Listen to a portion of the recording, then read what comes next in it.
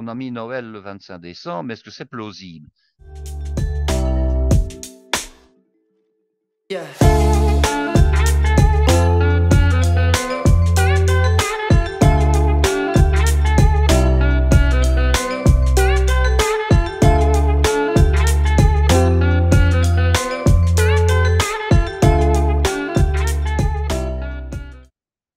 Chers amis, bienvenue dans ce nouveau podcast où nous vous retrouvons avec mon ami Guy. Bonsoir Guy. Bonsoir Claude. Alors, chers amis, vous nous trouvez toujours sur le site sopac.be, si on parlait cuisine, toujours à l'adresse si on parlait cuisine@gmail.com, sur Facebook, sur YouTube également, nous avons la chaîne. Donc, et puis, n'hésitez pas à nous poser des questions. Sur le site, il y a le formulaire de contact qui est prévu à cet effet. Alors, notre ami Guy, ce soir, va nous faire une conférence, c'est toujours des conférences, hein, dont le thème est la fête de Noël dans tous ses états. Alors, Guy, je te laisse la parole pour cet événement. Eh bien voilà, en fait, la fête de Noël que nous fêtons de manière assez importante en Occident et dans le monde, je dirais chrétien de toute façon, est une fête qui repose sur des éléments qui remontent presque à la nuit des temps. On pense Oui, que Noël, évidemment, n'existe que depuis l'ère chrétienne, et ce n'est pas du tout le cas. Évidemment, ça ne s'appelait pas Noël, on est bien d'accord oui. sur ce point-là. Mm. Alors, on pourrait se dire, mais qu'est-ce que c'est que cette fête de Noël? En fait, d'un point de vue religieux, la fête de Noël, c'est une fête qui commémore la naissance du Christ. Alors, ce Oui, n'est pas la fête la plus importante de la religion chrétienne ou catholique, hein. On peut, disons, employer l'un ou l'autre, chrétienne oui, se référant au Christ, catholique se référant plutôt à l'Église romaine, donc, je dirais, l'Église de Rome. oui.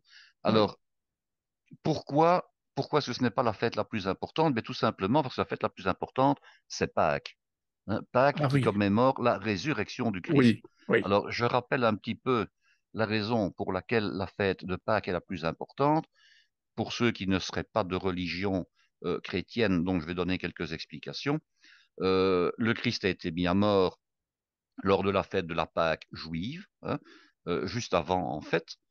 Il a été mis à mort le vendredi, qu'on appelle d'ailleurs maintenant le vendredi saint. Vendredi saint, oui. Il est ressuscité la nuit du samedi au dimanche, donc le jour de Pâques tombe toujours un dimanche, Mm. et c'est la plus grande fête parce que la résurrection est, je dirais, le nœud, le centre de la foi chrétienne.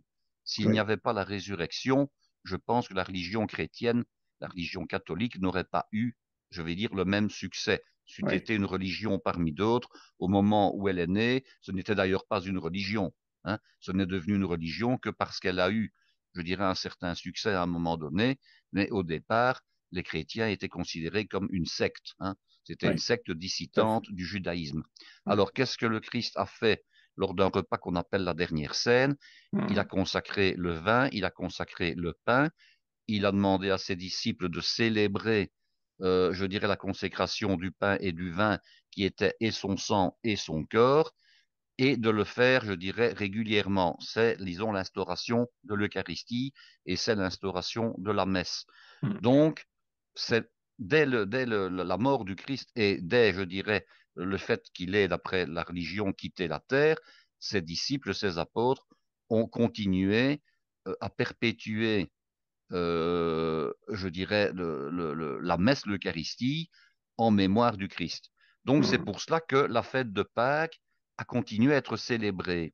Il faut savoir également que, au moment où le christianisme est né, nous étions en plein dans la domination romaine qui dominait le monde depuis le nord de la Grande-Bretagne, quasiment jusqu'aux rives de l'Euphrate, hein, à l'époque de l'empereur Trajan, cette extension maximale.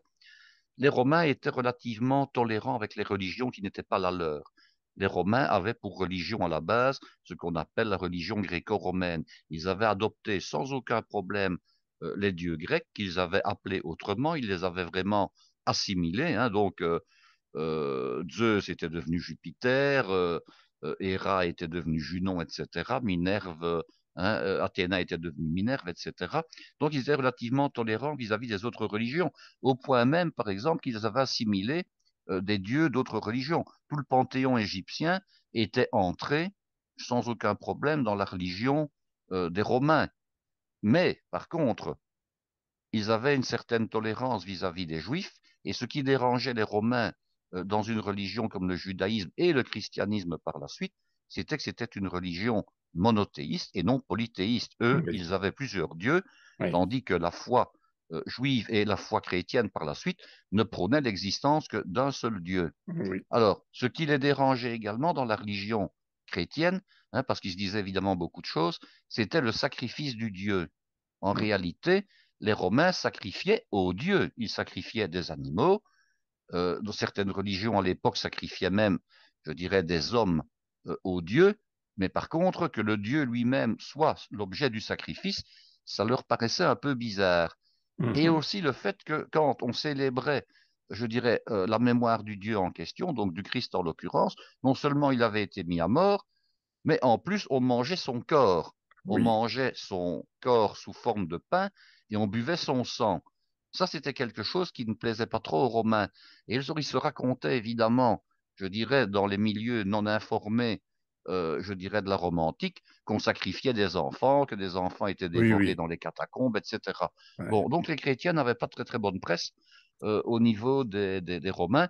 Et ensuite, c'était une religion qui prônait l'égalité entre les hommes.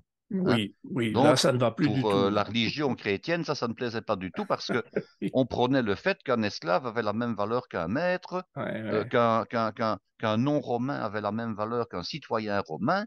Et ça, évidemment, c'était inentendable. Rappelons un peu le contexte. Les Romains ont dominé le monde pour une seule raison, c'est qu'ils avaient des esclaves. Ouais, Pourquoi? Parce que pendant que les Romains eux-mêmes, à la base, hein, les Romains eux-mêmes étaient enrôlés dans l'armée et servaient, je dirais, à conquérir le monde, les esclaves qui avaient été je dirais, les ennemis qui étaient asservis avaient été emportés dans l'Empire romain et plus particulièrement dans la péninsule italienne où ils travaillaient, qui dans des fermes, qui, je dirais, pour construire des chaussées, construire des ponts, construire des aqueducs, qui pour servir de domestiques, je dirais, aux citoyens eux-mêmes. Sans Mhm. les esclaves, les Romains n'auraient pas eu la civilisation qu'ils ont eue et n'aurait pas non plus pu s'étendre, je dirais, comme ils l'ont fait à un moment donné. Donc Ouais, l'esclavage était véritablement la clé de voûte de la puissance de l'Empire romain. Hein, oui, contrairement à ce ouais. qu'on pourrait croire, ce ne sont pas Mhm. tant les soldats romains qui, bien sûr, conquéraient les territoires, mais c'est parce que des esclaves faisaient leur boulot à leur place dans leur villa, dans leur territoire. Oui, Alors, pour... une religion qui disait, ben, écoutez, désolé, mais l'esclavage, ce n'est pas possible, il faut libérer les esclaves, il faut que tout le monde ait la même valeur, parce que aux yeux de Dieu, tout le monde a la même valeur. Bon, ça ne plaisait pas beaucoup aux Romains. Donc, ce qui fait qu'on a combattu avec la plus grande énergie, la plus grande force, cette religion naissante, qui était finalement une religion qui était dissidente par rapport au régime établi. Hein. Mhm. Et ce n'est que par la suite, à partir de 313, quand il y a eu le fameux édit de Milan, qui a permis la liberté de culte et qu'on a cessé, je dirais, de persécuter les chrétiens, qu'on a commencé tout doucement à pouvoir fêter, je dirais, au grand jour, si je puis dire, les différentes fêtes relatives à la religion chrétienne. Ouais, Mais pourquoi a-t-on fêté, justement, sur quoi ça se base, le fait que l'on puisse fêter la naissance du Christ le 25 décembre? Évidemment, les peuples qui nous ont précédés n'ont pas attendu la religion chrétienne pour mettre des fêtes, je dirais, oui, à certains moments du calendrier. oui, Il faut oui, savoir que le 21 décembre correspond à une date que d'un point de vue astronomique, on appelle le solstice d'hiver en l'occurrence. Mhm. Alors, ça correspond à quoi? Ça correspond au fait qu'à un moment donné, la Terre, dans sa course autour du Soleil, est relativement inclinée, 23 degrés approximativement, je ne vais pas donner de détails plus précis. Et du fait de l'inclinaison, eh bien, les jours n'ont pas la même longueur pendant l'année. Mhm. Lorsque Mhm. la Terre a son hémisphère nord qui est incliné vers le Soleil, les jours sont plus longs. On a à ce moment-là, en été, on est le 21 juin, les jours occupent quasiment, dans nos latitudes, 16 heures sur les 24 que compte la journée. Et pendant l'hiver, c'est le contraire, c'est l'hémisphère sud qui est, je dirais, orienté vers le soleil. C'est donc dans l'hémisphère sud qu'à ce moment-là, les jours sont les plus longs. Alors nos ancêtres, qui n'étaient pas tous des astronomes convaincus, avaient remarqué qu'à un moment donné, après l'été, les jours finissaient par raccourcir. Et alors ils avaient une grande crainte, c'est qu'évidemment, à un moment donné, les jours raccourcissent tellement qu'ils n'existent plus. Alors, ça existe évidemment des jours qui n'existent plus. Oui, Il suffit qu'on monte dans les latitudes, hein, et absolument. pour avoir ce qu'on appelle dans un cas, soit le soleil de minuit, soit la nuit qui dure pendant 6 mois. Si on est au pôle Nord, ben, la Oui, nuit, elle dure la moitié de l'année, évidemment, hein, oui, oui. quand on est en hiver. Et Mm. puis, quand on est à ce qu'on appelle le cercle polaire arctique ou antarctique, si c'est au sud, eh bien, à partir de cet endroit-là, on a des jours qui peuvent durer à un moment donné 24 heures. Mm, mm, Hein. Bon, mm. par contre, sous nos latitudes, évidemment, ce n'est pas le cas. À un moment donné, les jours cessent de raccourcir et quand on est le 21 décembre, les jours progressivement commencent à se rallonger tout doucement Oui. et on arrive après vers le printemps qui a lieu, donc lui, le 21 mars. Alors, nos ancêtres avaient une grande peur, c'était que les jours, à un moment donné, un peu comme dans Tintin et le Temple du Soleil, hein, quand il y avait l'éclipse, nos ancêtres avaient peur qu'à un moment donné, même s'ils avaient remarqué que chaque année ça n'arrivait pas, mais on ne sait jamais, les jours pourraient très bien disparaître. Donc on Ouais. organisait des grandes fêtes de toute façon qui étaient destinées, je dirais, à empêcher que le jour cesse de raccourcir, hein. Et puis on se rendait compte que les fêtes en question ayant eu lieu, c'était la fête de Yule pour nos ancêtres païens, eh bien les jours commençaient à devenir de plus en plus longs, c'était gagné, l'hiver allait, je dirais, finir par disparaître. Ouais. Les Ouais. Romains, eux, à ce moment-là, ils avaient une autre fête qu'ils appelaient les Saturnales. Alors, les Saturnales, qu'est-ce que c'était comme fête? Ça se réfère évidemment au dieu Saturne, le dieu Chronos des Grecs, le dieu Saturne des Romains, qui n'est pas proprement parlé un véritable dieu, qui est plutôt un titan. Alors, je vais un petit peu vous expliquer ce que c'est qu'un titan. Au départ, quand le monde a été créé, il y avait deux titans, il y avait Ouranos et il y avait Gaïa, son épouse. Alors, Ouranos, c'était le dieu du ciel, Gaïa, c'était la déesse de la terre, que les cruciverbistes connaissent mieux sous le nom de G-E, hein, dans les mots croisés, les mots fléchés. Et alors, ils ont eu des enfants, dont un fils qui était le dieu Chronos pour les Grecs, Saturne pour les Romains. Et Ouranos et Gaïa ont prédit à leur fils Saturne qu'un jour, il serait détrôné. Il serait détrôné par un de ses enfants, par un de ses fils. Et le dieu Saturne, pour éviter ce genre de choses, qu'est-ce qu'il a fait? Eh bien, chaque fois qu'il avait un enfant qui naissait, il le dévorait vivant. Alors, il y a un tableau qui est extrêmement connu, qui est un tableau de Goya, que vous avez peut-être déjà vu, et qui s'intitule Chronos dévorant son fils. Oui, Alors, on oui. voit un dieu, je dirais, sous forme d'un vieillard, avec les yeux injectés de sang, hein, tout à fait bestial, Mm, qui mm. tient dans ses mains un bébé qui vient de naître, hein, un bébé nouveau-né, hein, et qui mord à pleines dents dans son ventre en tirant sur la peau. C'est un des tableaux les plus horribles, je pense, qui puissent être donnés de voir dans un musée.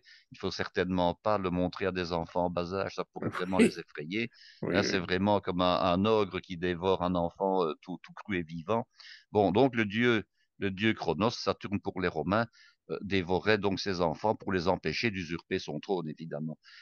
Alors, ben, son épouse, elle en a eu marre de la situation et elle a fini par cacher un de ses fils qui sera le futur Zeus, donc le futur Jupiter des Romains. Et lorsque Zeus a été suffisamment grand et suffisamment fort, il a détrôné son père. Il ne l'a pas tué. Il n'a pas tué son père, mais il l'a envoyé sur Terre, évidemment. C'était Mm, peut-être mm, encore pire. Hein. mm, mm. Et alors, sur Terre, bon, c'était un dieu finalement. Hein. C'était un titan, mais c'était également un dieu. Mais il va vraiment changer de position sur Terre. Autant il était ignoble pour les raisons que je viens d'expliquer lorsqu'il était je dirais, dans les hauteurs. Une fois sur Terre, il a fini par atterrir dans la région du Latium. Le Latium, c'est la région où se trouvera plus tard la ville de Rome. Et Mm. là, il va trouver des hommes sauvages. Et ces hommes, eh bien, il va les civiliser. Il va leur amener la civilisation, il va leur amener de la culture. Et alors, il va être extrêmement, pour ces raisons-là, extrêmement apprécié, Saturne. Et alors, en arrivant sur Terre, il va acquérir les conditions de mortel, c'est-à-dire qu'il va finir par Oui, mourir également. oui. Donc, c'est quelqu'un qui va amener à la fois la civilisation, qui va désensauvager les hommes, si le terme peut être expliqué, Mm, mais qu'il va également leur donner du progrès et de l'essor. Et à ce mm. titre-là, avant même que la religion chrétienne n'existe, il y avait de grandes fêtes qui arrivaient donc pendant 4 jours après le 21 décembre et qui permettait aux gens de fêter à la fois l'allongement des jours et de fêter Saturne et de le remercier pour ce qu'il avait amené sur Terre. Alors, Oui. à ce moment-là, qu'est-ce qui se passait? On s'échangeait déjà des cadeaux, on se rendait visite les uns chez les autres, on organisait des banquets, hein, et il y avait une inversion des rôles dans la société. Pendant quelques jours, les esclaves pouvaient jouer aux maîtres, les maîtres jouaient le rôle des esclaves, et on inversait un petit peu certaines valeurs comme cela, où les gens, je dirais, devenaient un peu plus égalitaires finalement. Ça ne Mhm. durait pas Mhm. longtemps, ça ne durait que 4 jours. Mhm. Et alors, ça nous rappelle déjà certaines choses. Parce qu'à Noël, finalement, qu'est-ce qu'on fait? Ben, on se rend visite les uns on se rend Oui. visite les uns aux autres, on fait Mhm. des banquets et on s'offre des cadeaux. Voilà. Oui. Donc, Oui. c'est une fête finalement qui a des racines qui plongent très très loin. Alors, Mhm. vous allez me dire, oui, mais bon, ça n'explique toujours pas pourquoi on fête Noël le Le 25 25, décembre. absolument. Alors, il y avait donc les Saturnales qui duraient donc 4 jours. Et puis, comme les Romains, comme je l'expliquais, n'avaient absolument aucune crainte d'intégrer des dieux et des religions venant d'ailleurs, il y avait à ce moment-là en Orient, du côté de l'Iran actuel, une religion qu'on appelait le zoroastrisme. Et il y avait un dieu qui était extrêmement populaire, c'était le dieu Mitra. Alors j'invite tous nos auditeurs, je dirais pour avoir plus je dirais de détails, à aller voir sur Wikipédia ou sur Internet ce qu'on en dit. Et alors le dieu Mitra était un dieu solaire. C'était un dieu qu'on fêtait également à cette période de l'année et que les Romains ont trouvé extrêmement populaire. Alors le dieu Mitra, quand on le représente, on a encore entre autres des représentations sculptées du dieu Mitra, il est un peu représenté comme le roi Louis XIV, comme le roi Soleil, avec le visage extrêmement rayonnant et autour de son visage toute une série de rayons lumineux qui émanent de son visage. Oui. Et c'est un dieu qu'on appelait également et qu'on fêtait comme étant le soleil invaincu, en fait. Et on lui rendait un culte. Alors, pour dire encore autre chose, le dieu Mitra est associé à certains sacrifices animaux, comme par exemple le taureau. Alors, Mhm. quand on voit le dieu Mitra qui sacrifie un taureau, ben, on voit un taureau qui n'a pas du tout l'air de souffrir, hein, et qui a du sang qui jaillit de son poitrail, et ça nous rappelle un autre dieu beaucoup plus proche, qui est finalement le Christ, et pensez tout simplement à l'agneau mystique. Hein. Quand vous Oui. regardez une toile des frères Vanet qui se trouve à la cathédrale Saint-Bavon de Gand, vous voyez l'agneau mystique qui est monté sur un autel, hein, et qui a le sang qui jaillit du poitrail, et l'agneau n'a absolument pas l'air de souffrir. Vous voyez Mhm. qu'il y a comme ça toute une série de choses qui, euh, qui, euh, qui ont des liens, je dirais, d'une religion à une autre. Alors, c'est l'empereur romain Aurélien qui, en 274 après Jésus-Christ, a instauré la fête du Sol Invictus, donc du soleil invaincu, mais non pas en l'honneur du Christ, mais en l'honneur du dieu Mitra. Et alors Oui. il l'a mis le 25 décembre, pourquoi? Parce qu'entre le 21 et le 25, donc le 21, le 22, le 23 et le 24, c'était des Saturnales.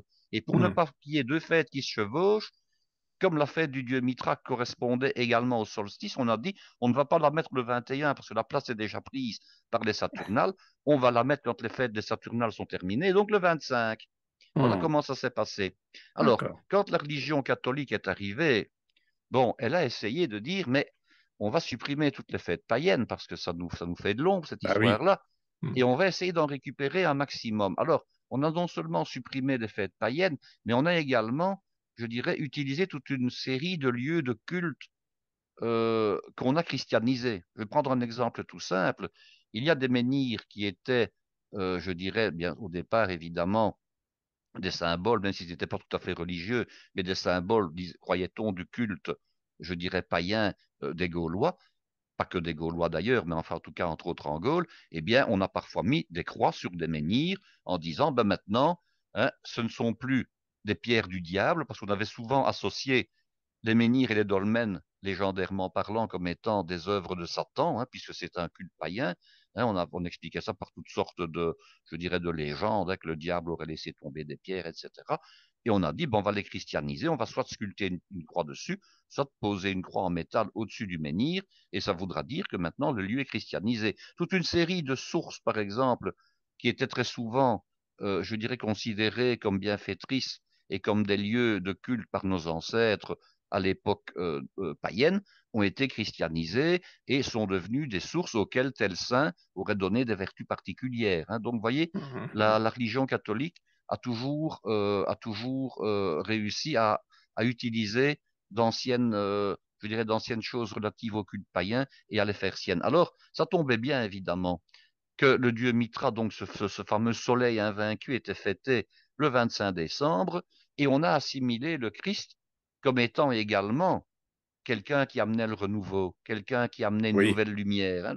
Le oui, Christ et la lumière ont souvent été associés. oui. Eh bien, Oui. qu'est-ce qu'on a fait? Ben, on a décidé tout simplement de mettre la fête du Christ, donc la fête de la naissance du Christ, à la date du 25 décembre. Et c'est comme ça que la première célébration recensée de la fête de Noël, eh bien, elle date de l'an 336 à Rome, où Hmm. le christianisme, avec la naissance du Christ, a pris la place donc de la fête du dieu Mitra le 25 décembre.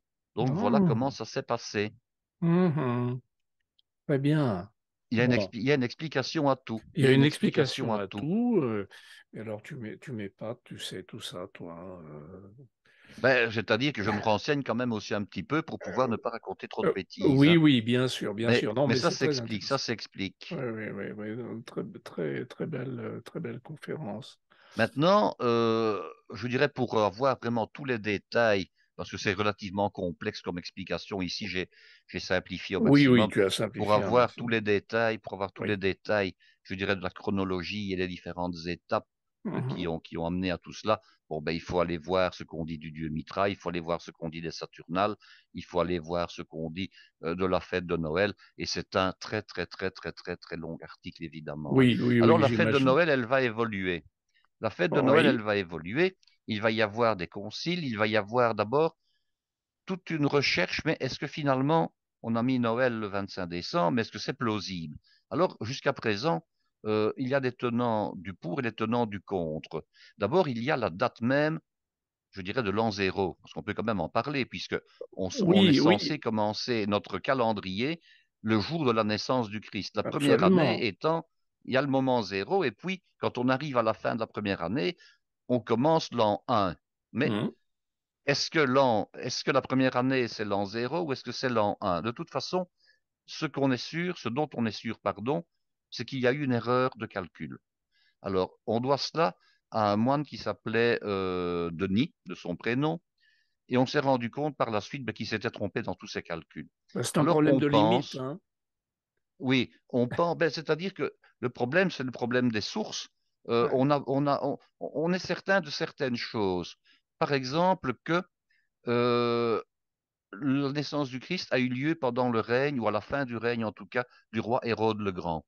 Alors, le roi Hérode le Grand, qui était le roi de Judée à l'époque, était un roi dont le pouvoir avait été, je dirais, autorisé, permis, toléré, dirons-nous, par les Romains. On sait que le roi Hérode le Grand est mort en l'an -4 de notre ère. Mhm. D'accord. Et on sait que le Christ, je dirais, a potentiellement souffert du roi Hérode, puisque rappelons-nous ce qu'on dit dans les évangiles, les rois mages venus d'Orient recherchent, je dirais, le Christ. Comme ils ne savent pas où il est né, ils se rendent au palais du roi Hérode, ils demandent des renseignements. Le roi Hérode leur manifeste le fait que lorsqu'ils auront trouvé l'endroit où le Christ est né, qu'ils viennent l'avertir pour que lui aussi aille lui rendre hommage, ce dont les mages se garderont de Tu dois faire, bien le puisque faire. ils ont été avertis évidemment en songe par un ange que le roi Hérode n'a que des intentions belliqueuses à l'égard de l'enfant qu'ils viennent d'adorer, donc ils ne rentreront pas par la route de Jérusalem, ils rentreront directement dans leur pays, nous disent pardon les évangiles. Donc on est certain, d'après en tout cas l'explication évangélique, que le Christ est né à la fin du règne du roi Hérode. Mhm. Donc il serait né vraisemblablement, par exemple, entre -5 et éventuellement un peu plus tard. Mhm. Pourquoi? Parce Mhm. qu'on pourrait supposer qu'il y a une partie, disons, légendaire qui soit associée au roi Hérode. Mais s'il Oui, est réellement né pendant le règne du roi Hérode, celui-ci étant mort en 4, le Christ est vraisemblablement né soit en -5, soit en -4. Certains disent qu'il pourrait par exemple être même né en l'an -7, hein. Bon, ce serait aussi de toute façon pendant le règne du roi Hérode. oui, Alors on a oui. aussi beaucoup analysé les éventuelles comètes. Bon, les Ah oui. comètes existent sous deux formes. Il y a ce qu'on appelle des comètes périodiques et d'autres qui ne le sont pas. Alors, les comètes qui sont périodiques, elles tournent finalement autour du Soleil et avec une certaine régularité, elles reviennent, ben, certaines tous les quelques années. D'autres, comme la comète de Halley, mettent plusieurs dizaines d'années avant de revenir. Hein. Oui, Je pense oui. de mémoire que c'est 74 ans, mais bon, c'est de cet ordre-là. Et vous en avez d'autres qui traversent tout simplement le système solaire et qu'on ne voit jamais qu'une fois.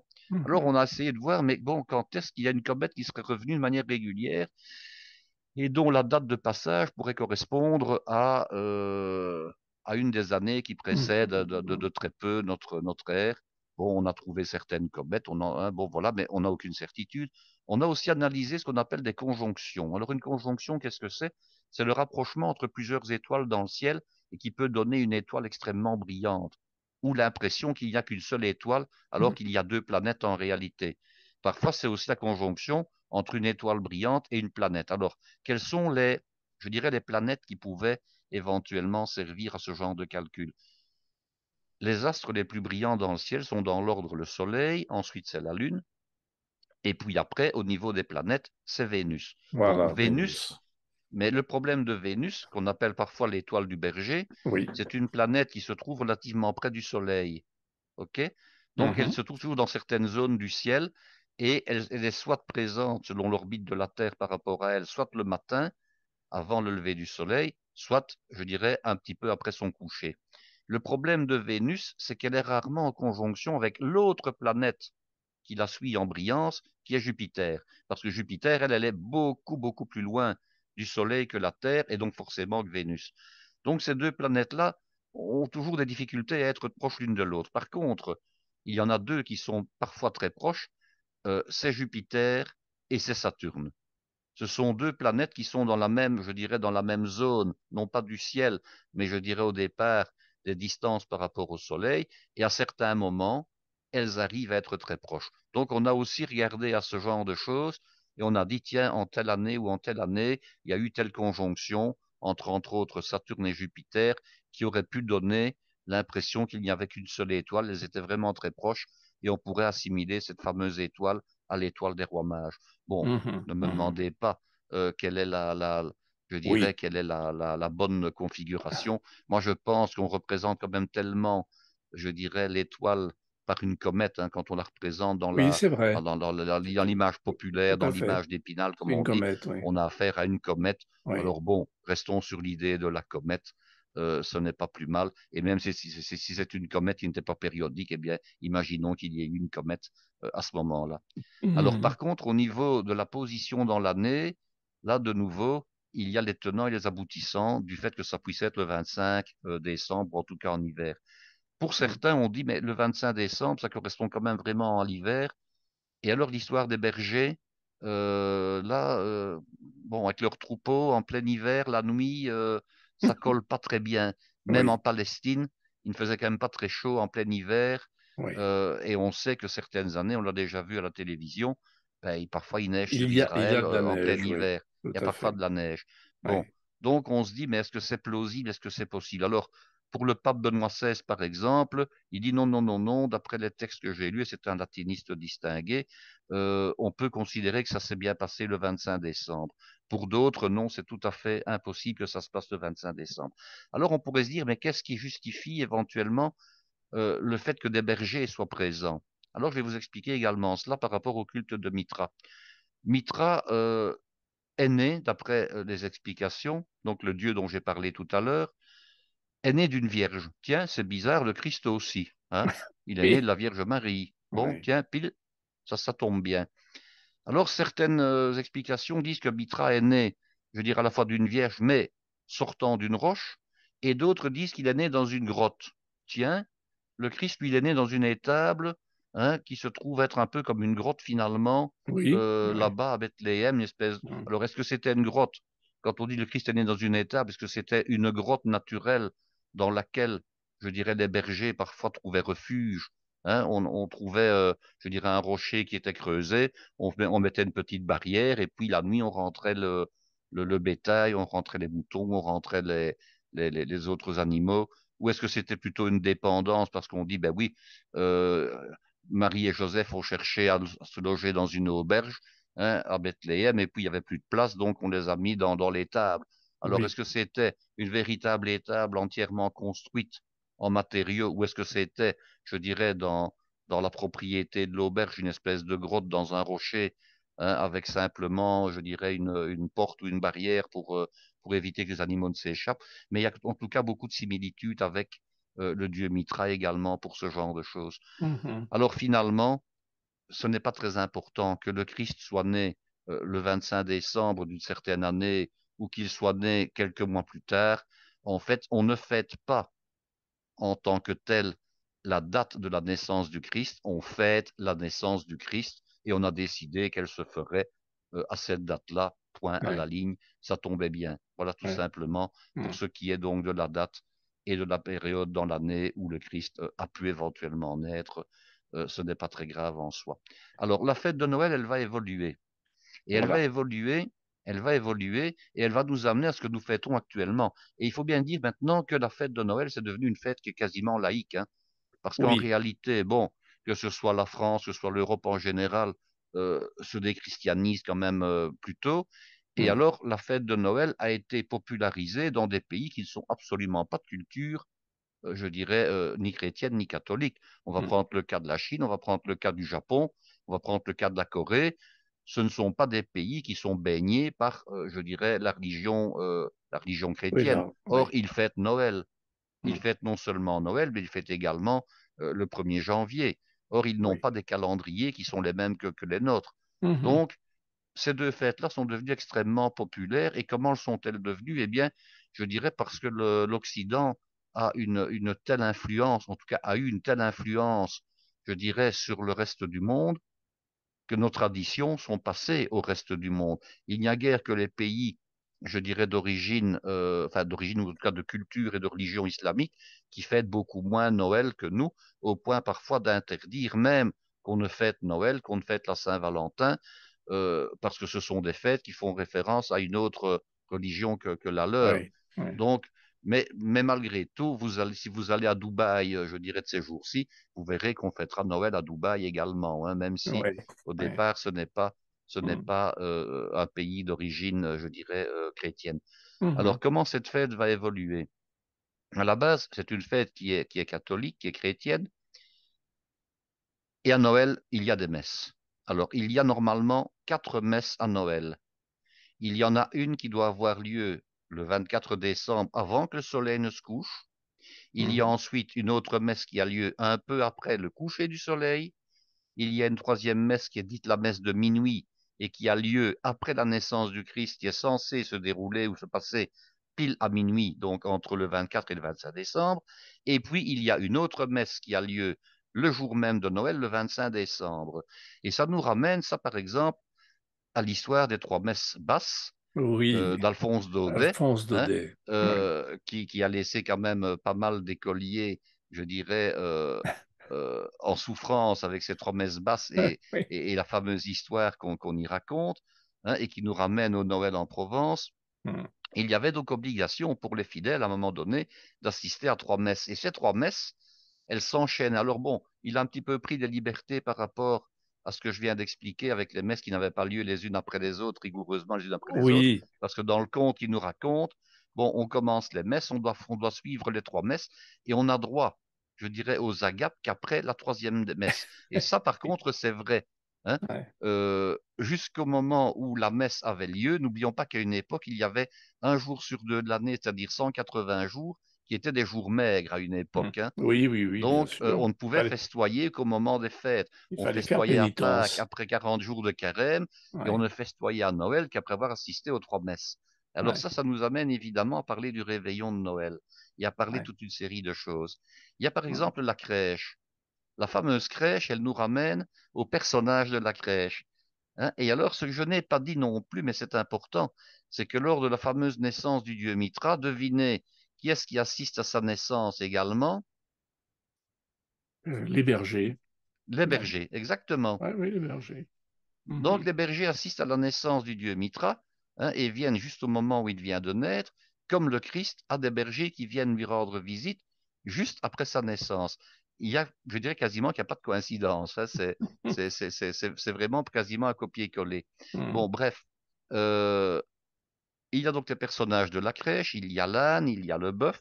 Alors, pour se référer à l'âne et le bœuf, évidemment, on n'avait pas fait de photo à l'époque, ni de peinture. Donc là, on se réfère plutôt, je dirais, à certains prophètes de l'Ancien Testament qui parlent de ces deux animaux-là. Alors l'âne, c'est l'âne du couple Marie et Joseph, sur lequel Marie était juchée puisqu'elle était enceinte, elle ne pouvait pas se déplacer et faire la route entre Nazareth et Bethléem, où le recensement de la famille de Joseph devait avoir lieu. Donc, il y avait un âne qui lui servait de moyen de locomotion. Comme ils se sont rendus donc dans je dirais euh, dans l'auberge et qu'on n'a pas pu les loger, l'âne les a accompagnés là où ils ont trouvé logement pour la nuit. Et le Mhm. bœuf, lui, s'y trouvait déjà.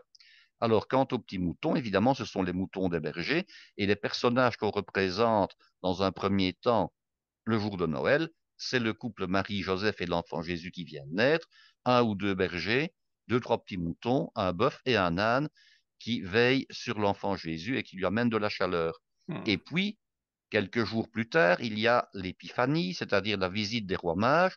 Normalement, on devrait enlever les bergers parce qu'on peut supposer qu'ils ne sont pas restés là pendant une semaine à regarder ce qui se passait. Et on ajoute les trois rois mages qui sont, dit l'histoire, de races différentes, hein, de couleurs de peau Mhm. différentes. Il y Oui, en a oui, un qui, oui. donc, il y a Melchior, Gaspard et Balthazar. Alors, il y en a un qui représente, je dirais, les populations européennes, il est de couleur blanche. Un qui représente les populations plutôt asiatiques, il est de couleur, je dirais, allée. Et puis, il y en a un troisième qui représente les populations africaines et qui est de couleur noire, hein. Alors, ils apportent chacun de l'or, enfin pas chacun, ils apportent chacun quelque chose, La l'or, myrte et l'encens et la l'encens. myrrhe, hein. Mhm. Mhm. Voilà. Donc, il y a la richesse, il y a le parfum, il y a, je dirais, l'encens qui est vraiment une résine aromatique qu'on a continué à utiliser dans l'Église et qui amène de la purification.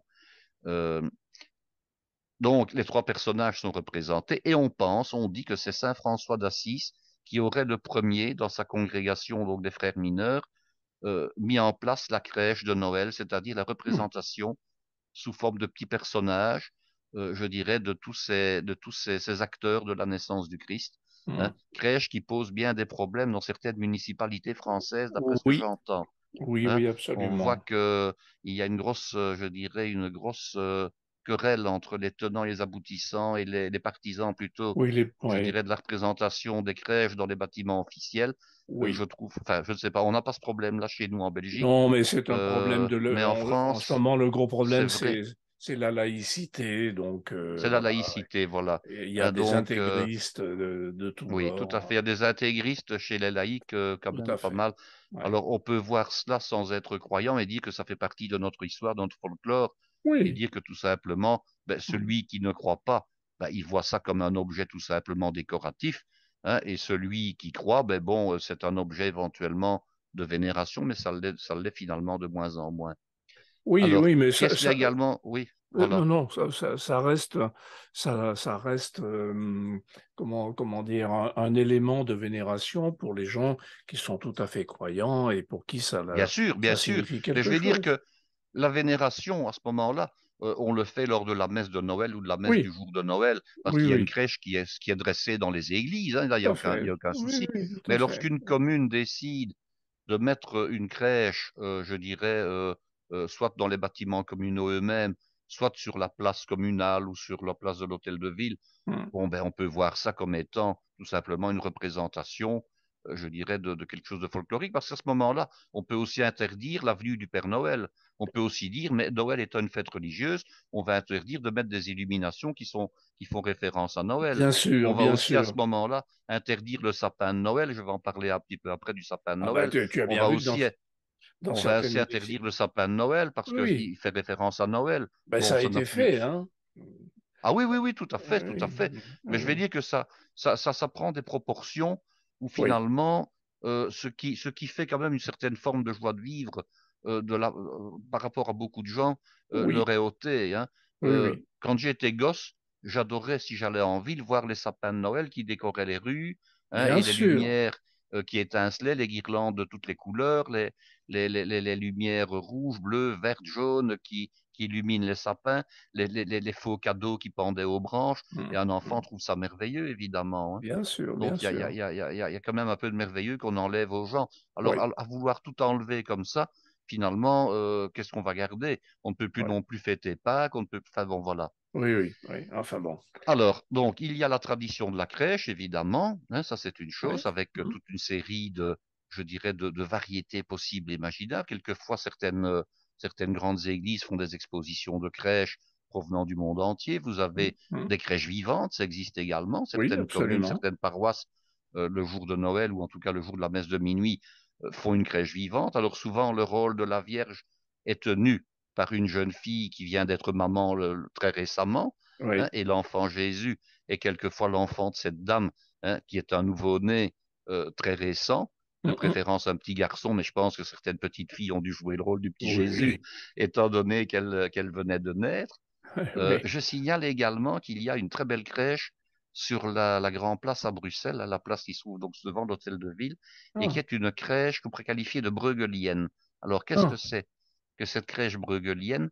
Elle fait un peu référence au peintre Bruegel Oui, l'Ancien au qui a tableau. représenté des Ouais, nativités à ouais. certains tableaux.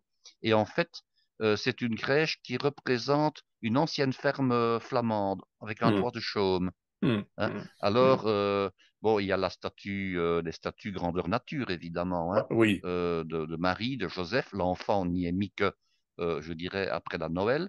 ouais. Et alors, il y a les rois mages, il y a des bergers, donc en statue, bien entendu.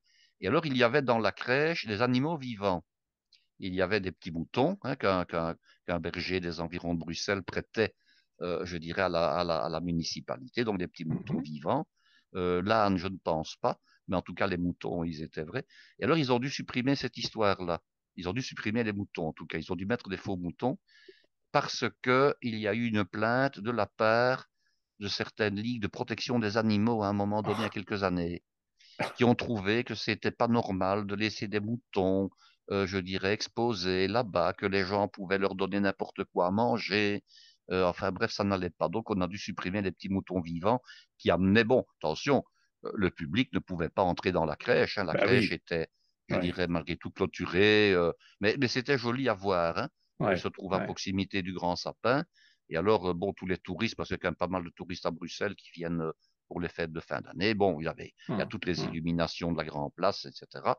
Mhm. Donc c'était une superbe belle crèche, vraiment grandeur nature, avec un bâtiment qui nous replongeait comme ça 5 siècles en arrière, mais on a dû supprimer les véritables petits moutons parce que certains ont jugé qu'on avait là affaire à une question de maltraitance animale. Ouais, ouais. Bon. Voilà.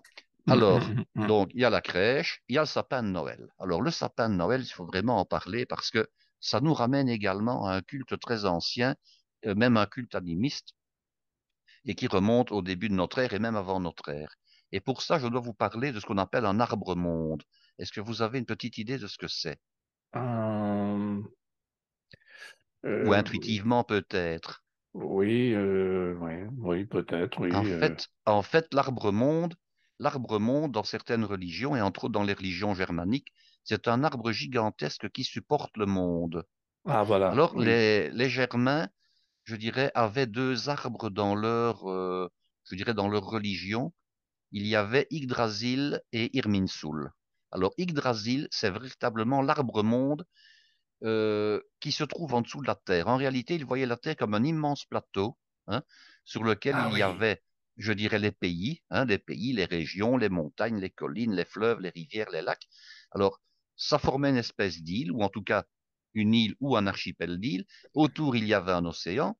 Et puis, au bord de l'océan, pour retenir l'eau qui était sur cette espèce d'assiette, il y avait de nouveau des montagnes et des glaciers qui empêchaient l'eau de couler, de tomber plus bas. ah oui, parce que Et bien alors, tout sûr, la ça Terre est était... plate à ce, à Ah, ce la moment-là. Terre est plate, hein, ça forme Oui, un disque. oui, oui, Et oui. alors, pour soutenir cette terre, ben, il y a un arbre qui se trouve en dessous, un arbre gigantesque évidemment, hein, qui a trois grandes branches.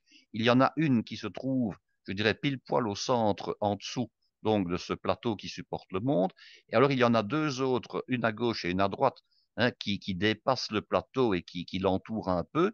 Et cet Mhm. arbre donc s'appelait Yggdrasil. Mhm. Alors, au centre du monde, il y avait soit un nouvel arbre, soit une branche donc centrale de l'arbre qui se trouve en dessous qui perçait. Et là, c'était Irminsul. Et cet arbre a réellement existé. Alors, on pense que c'était un frêne et qui se trouvait en Saxe. Alors, les peuples païens adoraient deux arbres. Je vais en reparler. Il y avait d'une part le fameux arbre dont je viens de citer le nom. Et alors, il y en avait un autre qu'on appelait l'arbre de Thor. Alors, le premier, c'était un frêne. Alors, quand Charlemagne, hein, l'empereur, dit à la Barbe fleurie, qui avait, je dirais, occupé nos régions, la France, en gros, et les Pyrénées, a conquis la Saxe, donc, c'est-à-dire la partie orientale de son empire, il a affaire à un peuple qui est toujours païen et qui adore ce fameux arbre, hein. Et alors, comme il ne leur laisse pas trop le choix, il a été couronné empereur le jour de Noël, tiens, Mhm. euh, en l'an 800. Il a pour mission d'évangéliser, de faire évangéliser les peuples qu'il annexe. Et alors, il a Mhm. décidé que les Saxons n'avaient qu'une solution. Soit ils adhéraient immédiatement illico à la foi chrétienne, soit on les passait au fil de l'épée. Donc, évidemment, contraint et forcé, toute une série de Saxons ont obéi à leur nouvel empereur et se sont convertis immédiatement. Et les autres, évidemment, sont passés par le fil de l'épée. Alors, Charlemagne s'est rendu compte que le culte païen que les Saxons continuaient à suivre consistait entre autres à adorer et à fêter un arbre qui se trouvait donc être là en Saxe quelque part. Donc il y a une représentation de Gustave Doré qui nous montre qu'on abat cet arbre de manière à ce que les païens ne puissent plus Ne l'adorer. puisse plus, Mais oui. si on ne puisse plus l'adorer, ça c'est aux Mhm. environs de l'an 800. Par Mhm. contre, il y avait un autre arbre qui était un chêne qu'on appelait le chêne de Thor et qui se trouvait également en Germanie. Et là, il faut se référer à un saint qui est Saint Boniface de Mayence. Alors, Saint Boniface, c'était un évangélisateur qui nous venait des îles Britanniques et qui était né dans le Devon, qui est un comté dans le sud-ouest de l'Angleterre. Et à cette époque, énormément d'évangélisateurs venaient de Grande-Bretagne et d'Irlande. Donc, Saint Boniface, attention, Saint Boniface, il y en a une douzaine, hein, de Saint Boniface. Oui.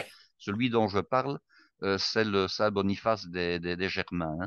Donc, Saint Boniface, évêque de Mayence, se rend compte un peu avant Charlemagne lui-même, bon, ben, que les païens aiment adorer les arbres, hein. Alors, le culte du chêne est une ancienne survivance d'un culte que l'on avait également en Gaule, hein, puisque le chêne était l'arbre sacré des druides sur lequel ils cueillaient le gui, hein, qui est une plante Mhm. parasite qui pousse très très peu sur le chêne, ce qui fait que le gui tient, autre symbole de Noël et des fêtes de Oui, fin d'année, hein. absolument. Le gui est une plante qui devait sa rareté au fait que le chêne n'est pas un candidat, contrairement au pommier ou au poirier, n'est pas un grand candidat pour la prolifération du gui, hein. Bon, bref.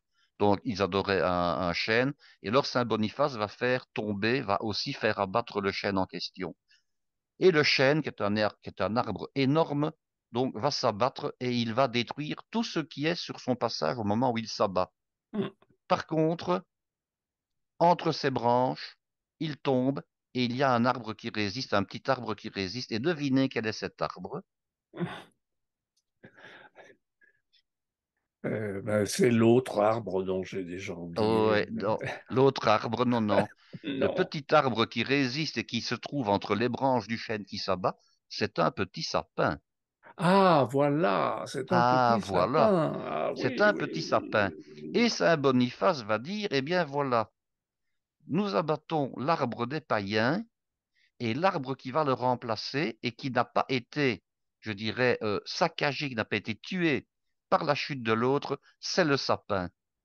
Et Mhm. le sapin, contrairement au chêne qui perd ses feuilles pendant l'hiver, le Absolument, sapin, il reste vert toute l'année. Et il reste absolument, vert même en hiver. tout le Donc temps. le sapin est un arbre de vie, un arbre du renouveau et un arbre qui ne meurt pas parce qu'il ne perd pas ses feuilles en hiver. Et Oui. le sapin a permis à Saint-Boniface, parce que si vous regardez un sapin de profil, vous avez une pointe au-dessus et puis Mhm. vous avez deux pointes à la base latérale qui sont le bout des branches à la base de l'arbre. Mhm. Et le sapin a permis à Saint-Boniface d'expliquer la Sainte Trinité divine. Mhm. Il s'en est servi pour cela. Et c'est à partir Mhm. de ce moment-là, donc on est là au 8e siècle, que le sapin va progressivement dans les peuples germaniques, puisque nous sommes là en Allemagne, va devenir l'arbre associé à la Noël. Ah, Voilà comment ça s'est d'accord. passé. Ah, Voilà oui. l'origine du sapin de Noël. Alors, le sapin de Noël va rester quelque chose d'extrêmement diffus. Il faut savoir qu'avant la fête de Noël, certains peuples, comme ça l'hiver, allaient déjà chercher dans la forêt un arbre qui n'était pas, ou une branche, hein, qui n'était pas forcément un sapin, qui pouvait être un tout autre arbre, et qu'il décorait au moment du solstice. Hein, ça se faisait déjà. Par Mhm. contre, sous Saint Boniface et à partir de Saint Boniface, c'est le sapin qui progressivement, dans les peuples germaniques, va être associé à la fête de Noël et va être l'arbre qu'on va décorer pour la fête de Noël. Mhm. Voilà. Donc, il faut remonter aux religions païennes pour se rendre compte pourquoi tel arbre est remplacé par tel autre, pourquoi Ouais. le chêne a perdu, je dirais, sa valeur de culte, et que c'est le sapin, bien, on n'adore pas le sapin évidemment, hein, Oui, mais que c'est oui. le sapin qui progressivement va le remplacer. Alors, Ouais. à partir de quand est-ce que le sapin va s'introduire chez nous? Ça, c'est la bonne question. Mhm. Alors, on dit par exemple qu'en Grande-Bretagne, la première fois où on a utilisé un sapin de Noël, ça a été sous le règne de la reine Victoria. Pourquoi? Parce qu'elle avait marié un prince qui était un prince allemand. Elle-même avait des racines allemandes. La reine Victoria était Victoria de Hanovre. Mhm. Hanovre, c'est une principauté, c'est un royaume d'Allemagne, évidemment, hein. Par contre, elle a marié son cousin, qui était un Saxe-Cobourg-Gotha, qui était Albert, Albert de Saxe-Cobourg-Gotha. Et en Allemagne, en Saxe, rappelez-vous, l'arbre qu'on a abattu, c'était en Saxe qu'il se trouvait, hein. Oui. Le sapin, c'était également en Saxe qu'il se trouvait. Oui, oui. Donc en Saxe, le prince Albert de Saxe, déjà dans la famille, on mettait un sapin à Noël pour décorer, hein. Alors on décorait de plusieurs manières, soit le sapin entier, soit on allait couper des branches de sapin et on décorait les pièces avec des branches de Ah sapin oui. qu'on Oui, agrémentait oui. déjà de boules de Noël. Alors pourquoi est-ce qu'on met des boules de Noël? Eh bien parce que les boules de Noël à la base, ce sont des boules en verre soufflé. Et Mhm. on est censé imiter les fruits. Les arbres n'ont plus de fruits. Par contre, on décorait le sapin avec des boules rouges en verre soufflé pour imiter les pommes qui étaient rouges également, parce que la pomme et la rougeur sont une couleur qui est associée à un fruit. À une pomme, elle se doit d'être rouge, hein. Regardez Absolument. dans Blanche-Neige, la pomme, elle est Oui, oui. rouge, hein, elle n'est pas Oui, verte, oui, elle n'est oui, pas oui. jaune. Tout à Bon, fait. donc on décorait les arbres de Noël et les sapins en particulier avec des boules de couleur. Et puis, bon, ben maintenant, on décore avec des boules qui représentent tout autre chose que des pommes, évidemment. À Mhm. l'origine, il faut savoir que c'était de véritables pommes qu'on mettait, hein. Donc, on a d'abord mis des pommes fruits pour décorer. Et alors, on les a progressivement, pour des raisons de facilité, remplacées par des boules qui étaient des pommes permanentes finalement. Donc, Oui. c'est le mari de la reine Victoria qui, le premier, a introduit timidement le sapin en Grande-Bretagne. Alors, pour ce qui est de l'introduction du sapin, je veux dire à la fois en Belgique surtout, ça remonte à après la Première Guerre mondiale. En Mhm. fait, les Allemands, lorsqu'ils occupaient le territoire belge ou quasiment tout le territoire, avaient décoré les endroits où ils résidaient, donc ce qui était souvent, je dirais, les commandantours, hein, les maisons communales, etc. Ils décoraient avec des branches qu'ils allaient couper en forêt dans un bois, des branches de sapin qui étaient toujours vertes, évidemment, des branches de houx et des petits sapins. Et après la Première Guerre mondiale, je dirais, par mimétisme, la population a commencé à mettre des sapins de Noël, je dirais, d'abord dans les administrations, ensuite dans les rues, et puis finalement, le sapin s'est démocratisé, je dirais, à partir des années 50, et tout le monde a commencé, enfin tout le Oui, monde, oui, il est tous ceux entré qui dans les voulaient fêter foyers. Noël ont commencé à Oui. mettre un sapin dans les maisons, dans les foyers. Mhm. Donc Mhm. voilà l'origine du sapin de Noël. Bon, maintenant, on trouve des sapins artificiels, on trouve des sapins blancs, des sapins bleus, des sapins noirs, Ouais, euh, on, on trouve vraiment de tout, hein. tout Il à faut fait. savoir que la Belgique est un pays extrêmement producteur de sapins. Je pense que c'est le deuxième pays Ah oui. qui exporte le plus de sapins. Je crois que c'est le premier pays exportateur. Enfin, en tout cas, en Europe, c'est le deuxième pays après le Danemark. Le Danemark est le premier pays en nombre de sapins. Et la Belgique, je pense qu'on est aux environs de 4 millions de sapins par an au niveau récolte et surtout au niveau exportation, hein, parce qu'on exporte énormément Oui, de sapins en France. oui. La région française qui produit le plus de sapins de Noël, c'est le Morvan, apparemment. Oui, oui, oui. Mais le Morvan n'arrive pas seul à fournir les sapins à la France entière. Donc la Belgique a des exportateurs sur le marché de Rungis et, comment dirais-je, on exporte évidemment beaucoup de Oui, oui, sapins au moment des fêtes de bien fin sûr, d'année bien sûr. et on en exporte jusqu'en Asie, jusqu'au Japon, etc. D'accord. Alors, dis-moi, Guy, tu as parlé du sapin de Noël, et est-ce qu'on parle du Père Noël? Ah, on peut parler du Père Noël, évidemment, hein. Alors, le Père Noël, qui est ce gros bonhomme très replet, très rebondi, comme ça, Joufflu. habillé de rouge, très joufflu, avec une toque rouge pendante, qui est secondé par des elfes. N'oublions pas que le Père Noël, sans ses elfes, ben, qui lui donnent un coup de main pour, Bah je oui. dirais, préparer les cadeaux, les jouets, il n'est peu de choses. Hum. Alors, le Père Noël est un personnage tout à fait laïque, mais qui a une origine, je dirais, chrétienne également. Alors, j'ai parlé de Saint-Nicolas il y a quelques épisodes. La semaine Alors, dernière, oui. la semaine dernière, alors Oui. Saint-Nicolas, qui était au départ un saint extrêmement populaire, je dirais dans le nord de la France, en Belgique, aux Pays-Bas, dans les pays germaniques, en Espagne, au Portugal et en Russie, Saint-Nicolas a été largement exporté aux États-Unis par Hum. tous les migrants venus d'Europe. Et alors, aux Oui. États-Unis, on continue à appeler le Père Noël Santa Claus. Santa Claus, qui est tout Voilà. simplement Oui. Saint-Nicolas. Voilà. Saint-Nicolas, oui, Si oui. ce n'est que euh, la date a changé et qu'on est passé du 6 décembre à la fête de Noël. Et tout cela, comment et pourquoi? Eh bien, grâce à la marque d'une boisson extrêmement connue dans le monde entier, de couleur foncée, pétillante, qui contient de la caféine et qui contient au départ des extraits de feuilles de noix de cola et qu'on Voilà. appelle le Coca-Cola. Il faut quand même Coca-Cola. citer Oui, son oui, nom. oui, Alors, c'est Coca-Cola qui a véritablement, je dirais, popularisé le Père Noël au début du XXe siècle. Et le Père oui. Noël est véritablement devenu, je dirais, l'emblème, le personnage des fêtes de fin d'année, au point qu'il distribue des cadeaux non plus le 6 décembre, mais il les distribue la nuit du 24 au 25 décembre. Oui, Alors, oui, son mode d'action est à peu près le même que celui de Saint-Nicolas, hein. oui. Saint-Nicolas a un aide qui s'appelle le Père Fouettard, mais qui Voilà. s'appelle Peter Pierre en flamand, et qui est en fait au départ un ramoneur. Alors, ben, Saint-Nicolas, il entre également par la cheminée, ou il Voilà. distribue éventuellement ses cadeaux par la cheminée, en tout cas. Aussi, oui, Pourquoi? oui. Parce que Saint-Nicolas, lui, il se promène avec un âne qui le supporte et qui est à la haute avec les cadeaux. Le Père Noël, lui, comme il n'habite pas au ciel, il habite au pôle Nord, ou en tout cas dans les régions nordiques, hein. Et alors, il y a ce fameux village du Père Noël en Laponie qu'on peut aller voir, Oui, pendant toute l'année. Le Père Noël, contrairement à Saint-Nicolas, est un personnage laïque. ouais. Il habite la terre, il n'habite pas au ciel. Il aurait une dame, il aurait une madame qui s'appelle Mère Noël, hein. Bon, il a des elfes, il a de grands ateliers, on prépare tous les jouets. Il a une poste où le courrier arrive Voilà. avec les demandes des enfants du monde entier. Et pour l'aider, comme il habite là-bas en Laponie, pour l'aider dans son périple, je dirais, dans sa tournée mondiale des cadeaux, eh bien, il a un traîneau avec des rennes, hein, des rennes qui sont ces mammifères, ces cervidés du Grand Nord, des rennes qui sont attelées à un traîneau. Et le traîneau, outre le fait de pouvoir glisser sur la neige, il est capable de voler dans le ciel. Hein, Aussi. évidemment, c'est Oui, beaucoup plus facile oui. pour faire le tour du monde, aller donner les cadeaux à tout le monde. Donc, le Père Noël, il est un peu magicien malgré tout, hein, même si c'est un habitant de la Terre, qu'il est éternel et qu'il n'a pas d'âge. Eh bien, il est doté de toute une série de pouvoirs magiques, de pouvoirs célestes, entre autres celui de voler dans le ciel, un peu comme peuvent le faire les anges ou même Saint Nicolas lorsqu'il descend sur terre.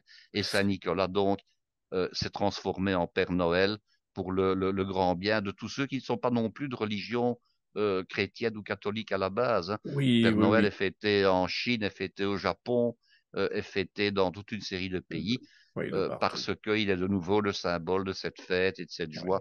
Et, oui. et les enfants sont évidemment très contents de voir le Père Noël dans les rues lorsqu'il débarque au moment des fêtes de fin d'année. Alors en France, le Père Noël occupe un peu le rôle que Saint-Nicolas occupe chez nous.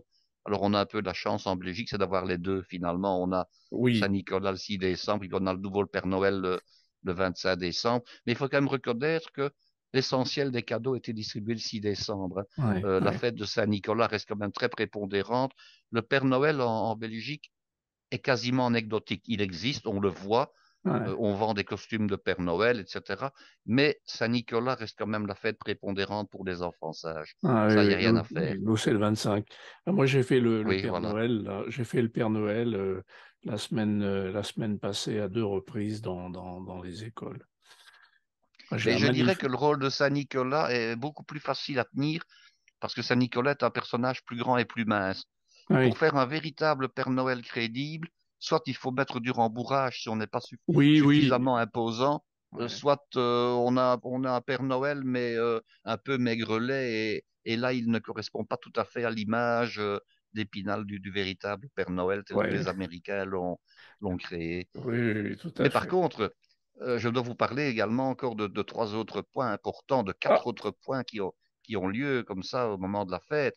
Euh, je ne sais pas depuis combien de temps nous sommes en train de papoter et si nous eh ben, devons tu sais, ça en fait. parler maintenant ou Non, bien c'est lors d'un déjà. autre épisode. Mais Oui, oui, on va faire dans un autre épisode. On va clore cet épisode-là. Guy, ta conférence était évidemment très, très intéressante, hein, la fête de Noël dans tous ses états. Et on va continuer, mesdames, messieurs, euh, toute cette histoire sur la fête de Noël et sur les évolutions de la fête de et les Noël, traditions? sur les traditions, sur le repas, sur les festivités. Nous allons continuer dans un autre épisode. N'est-ce pas, Guy? On va faire comme ça, Eh bien, hein? nous allons continuer et nous allons offrir du plaisir de Noël à nos auditeurs dans un autre épisode. Absolument. Chers amis, à très bientôt. Bye bye. Yeah.